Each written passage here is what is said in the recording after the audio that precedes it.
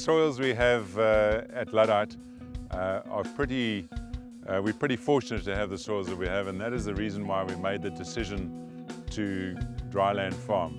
Aside from wanting to reflect the vintage, you have to have the right soils. You can't decide to dryland farm on alluvial sandy soils because the water would just wash away. But we basically have a thin top layer, a topsoil, and then immediately below that we have what we call a decomposing shale.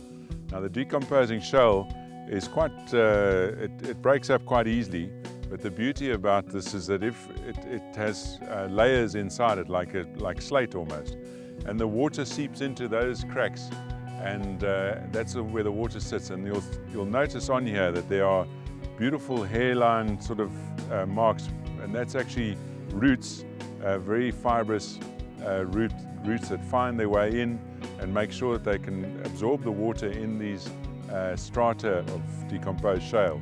And then below that shale base, we've got a clay base, and that's about 1 meter, 90 centimeters to 1 meter below the decomposed shale. And of course, clay is a fantastic retainer of water.